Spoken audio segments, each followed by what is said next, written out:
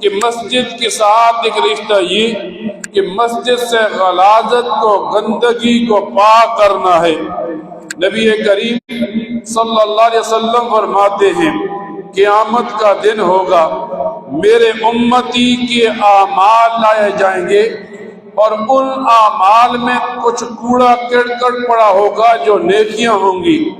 مجھے بتایا جائے گا آپ کا یہ امتی مسجد سے صفائی کرتا تھا اور یہ جو کوڑا کرکٹ مٹی نکالتا تھا یہ اس کے لیے نیکیاں بن گئی۔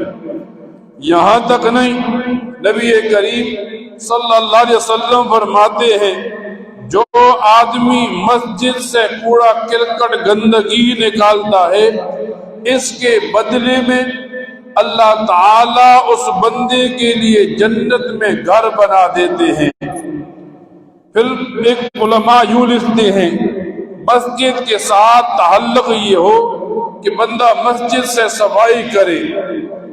یوں آتا ہے سیرت کی کتابوں میں جب صحابہ کرام اور نبی کریم صلی اللہ علیہ وسلم مسجد نبوی سے عشاء کی نماز کے بعد چلے جاتے، ایک کالی سیاہ عورت آتی مسجد کی صفائی کر دیتی۔ پھر ایسا ہوا وہ عورت بیمار ہو گئی، نبی علیہ السلام کو پتہ چلا تو آپ نے صحابہ سے فرمایا جب یہ عورت فوت ہو جائے مجھے اطلاع دینا، میں اس کی نماز جنازہ پڑھاؤں گا۔